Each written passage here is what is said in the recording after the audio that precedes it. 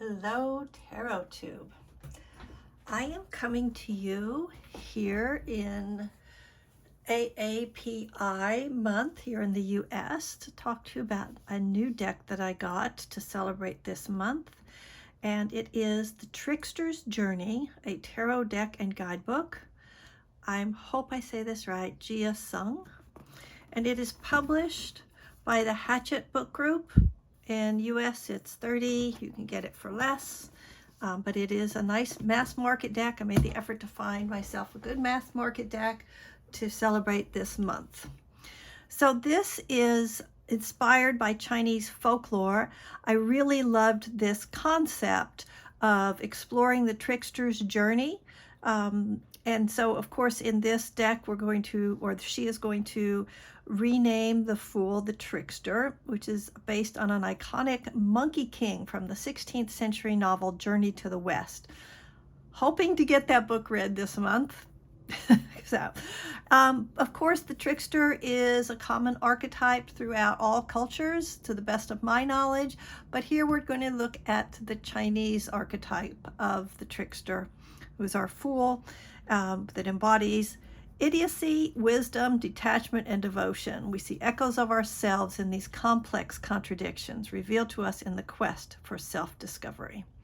So they're using art that pays homage to Chinese paintings to sort of reimagine our traditional tarot imagery. All right, it comes in this lovely magnetic box that we are all so fond of these days.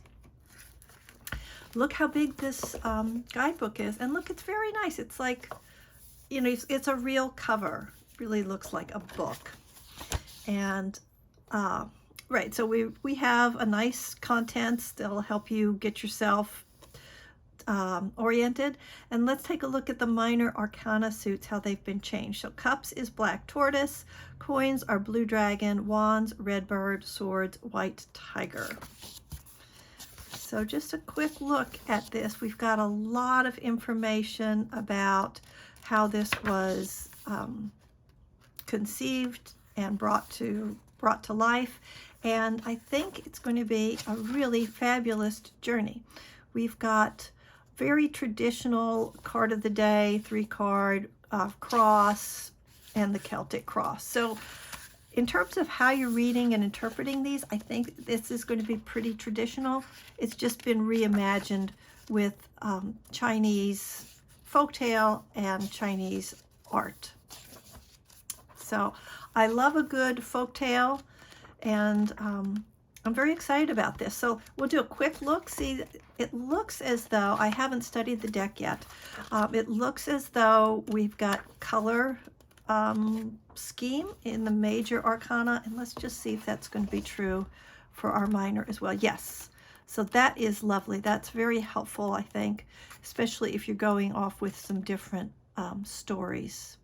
Helps you at a glance to see which story you're in. So, but let's just take a look at this.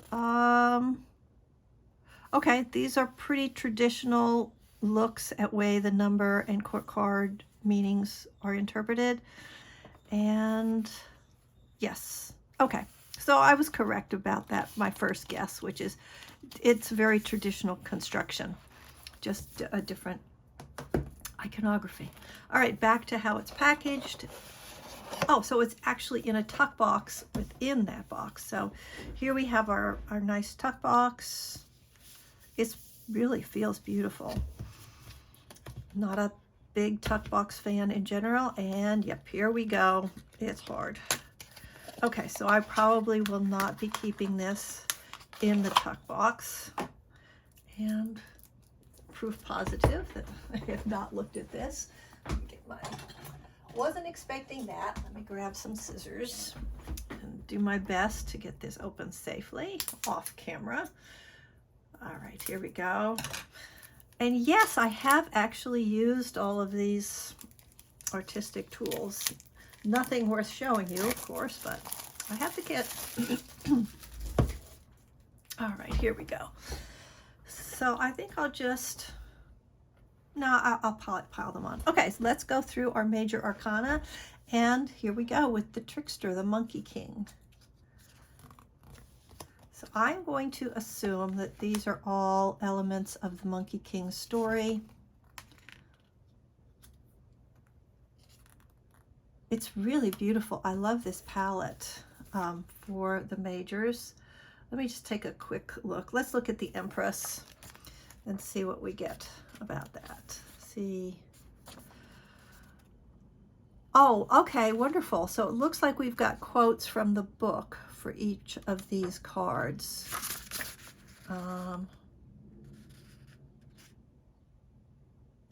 The epigraphs at the beginning of each card description are from Anthony C. Yu's beautiful unabridged translation of Journey to the West. Awesome. Okay, so I guess that's the edition I will be looking for when I go to read this. Okay, so let's take a look at the Empress. The fruits weighing down the stems hang like balls of gilt. The blossoms, not like guilty gilt, but like gold gilding. The blossoms filling the trees form tufts of rouge.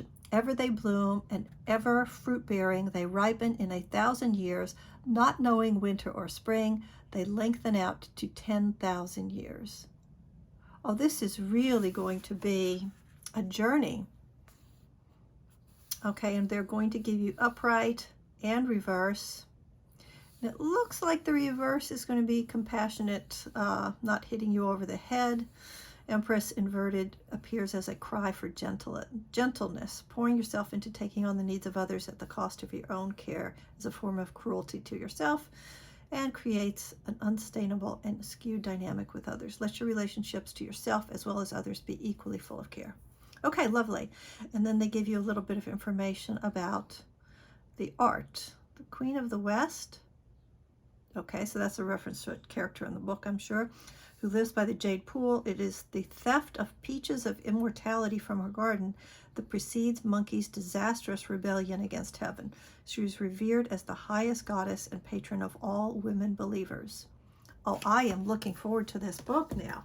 Not just this book, but also The Journey to the West. And the Emperor there, a nice pair.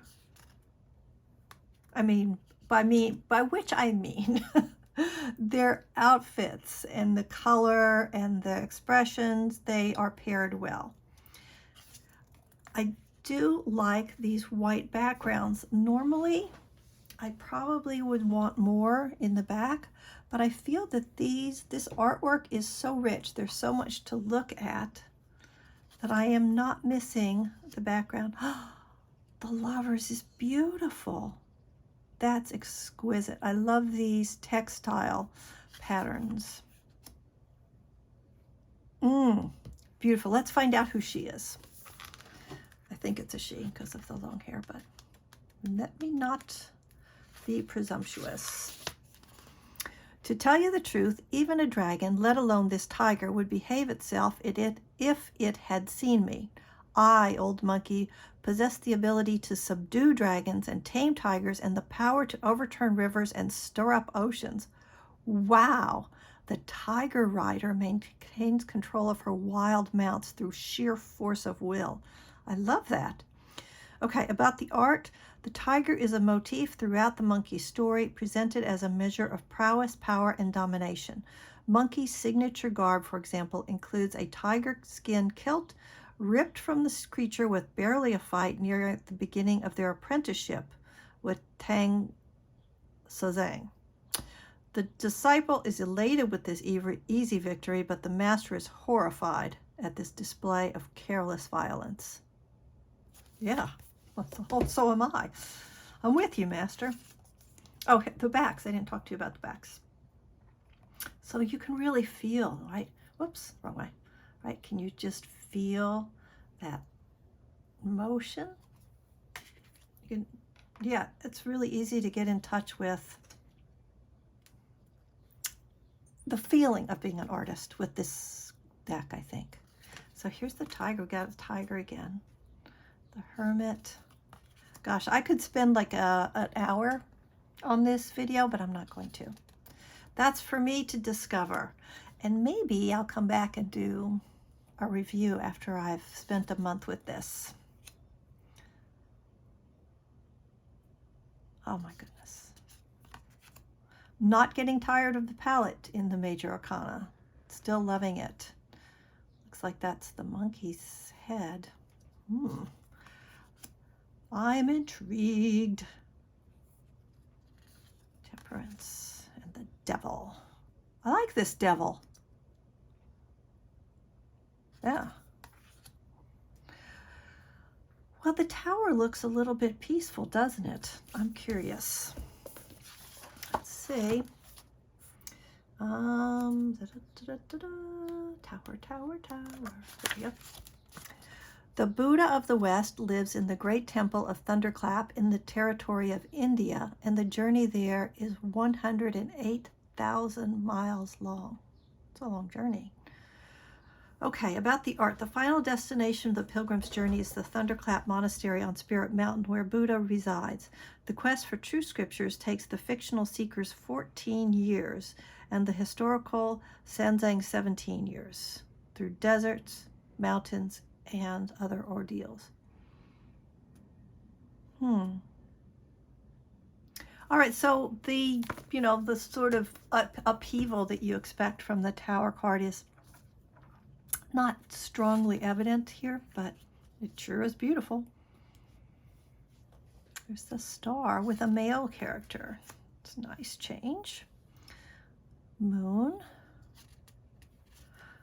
Have to turn this over so I can appreciate the hair. And the sun. Oh, well, look, how lovely is that? Again, a really nice pair. Nice pair. A complementary pair. Judgment.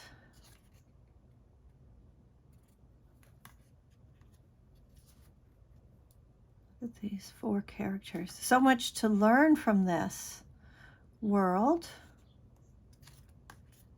All right, so I'm going to turn this over. Look at that. That's good. Okay, so cups is green, and we've got a frog story in the cups. Or, oh my goodness, doesn't that look like Flotsam and Jetsam? Sorry, very,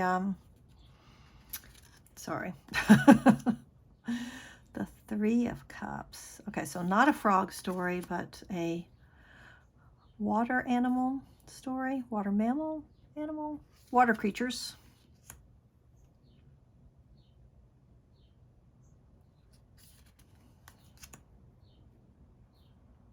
Those look like tadpoles. I wonder if they are. Shall we answer that question? Sure, because I wanted to see something about this. What was it? This is 6. Comforts of nostalgia, simple pleasure. Okay, very traditional meaning. About the art. 6 tadpoles wriggle out of teacups. In this larval state, they are simple, still limbless, suspended in that brief moment before the irreversible changes of adolescence and maturation. Sort of sweet. I kind of had this immediate memory of my early childhood when I lived near water, and my brothers and I would go watch the frogs and the tadpoles.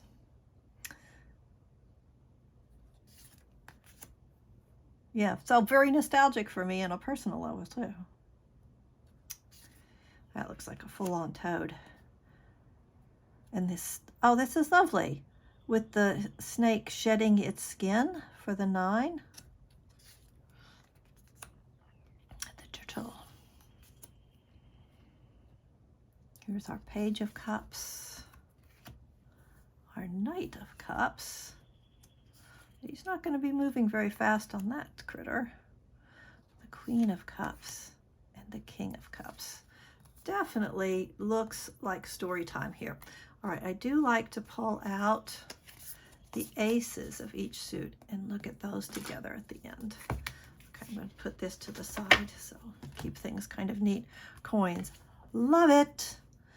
I love the coin suit already. This, I wonder at what it is. I graduated from TCU, and our mascot was the horned frog. or horned toad. Let's see what this is. A two-headed, bearded lizard glances around, its attention divided between the 2 coins in each corner. The inscription is an idiom meaning peace under heaven. Yes, that would be a balancing act. So there it is. This would be the TCU card. Introducing a bit of levity. The 3 of coins. They are working together. Oh, nice how they're getting ready to eat it. Mine. 5, 6. This is really lovely, the colors. And do you notice that the coins are actually changing? Let's go back and see that. See, it's not the same coin throughout. So the detailing on the coins, as well as the colors, are changing. We're still keeping the same palette, though.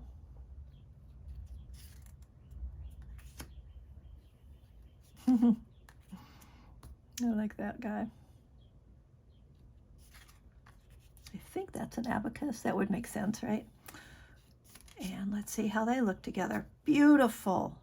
Just beautiful. I think the artwork on this is exquisite. So Candy of Candy Soul and Soil was describing this as a, what did she say? An art gallery in a box? Art in a box? Something. But that's what tarot feels like to me. So there is our ace. I'm going to put this to the side. The 2 and the 3. Oh, the hummingbird. I know they're little bullies, but they're such beautiful bullies.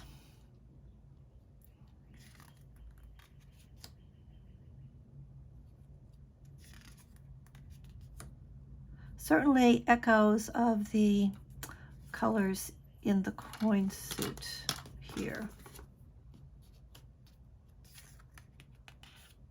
Oh, that's interesting. Look, now we're going off into sort of a green color. Oh dear. Accurate.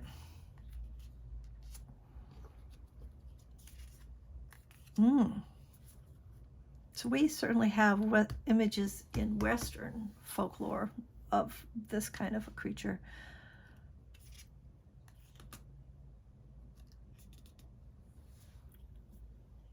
Yeah, I see this bringing in the creativity here. And once again, a very handsome couple. Uh-oh, look at that. Look at that. Okay, I'm just getting out. If you're wondering what the pause is, I realized I didn't get out my Ace of Pentacles. Let me do that before I forget. I mean, Ace of Coins. Okay, there we go. All right, into the swords.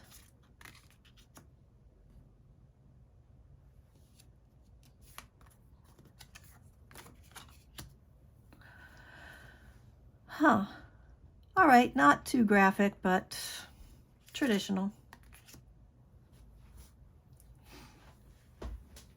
Oh, I like this. So how we're going from the red to the softer tone for the, more restful.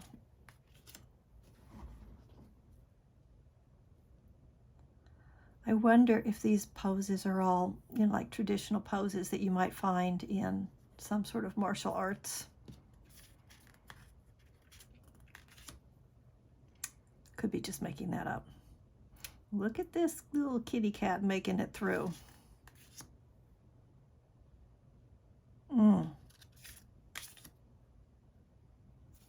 That really, yeah, that's a very powerful image. Let's take a look at that one. All right. Hang on just a sec. I'll get it. All right. The 7th of Swords points to a tendency for deceptions to come to light with consequences to follow afterward. This card calls on you to consider the motivations behind you or someone close to you choosing to act in secrecy. Is there a desire to shirk accountability or take advantage of others, or is this a necessary move towards self-preservation? The 7 of Swords in reverse points to the release of confession. Secrecy is its own burden, and the isolation of covering up your true feelings may no longer be worthwhile to you. It could be time to drop the act and move forward according to your own interests. Upright masks secrecy, illusion, deceit, reverse, confession, conscience, and consequence. About the art, from a spiky tangle of carelessly discarded swords, a baleful feline eye glares out at the world. Yeah, powerful. Oh boy. Okay, you know what? I never thought I'd see a 9 of Swords that kind of made me giggle. But a cat would totally do that to you. Right? Oh, I think I'll just walk on this and make it worse. Yep, very, very cat-like. At least my cat was like that. All right, Page of Swords. Oh, that felt like 2, but it's not. Look at that armor. And let's catch this.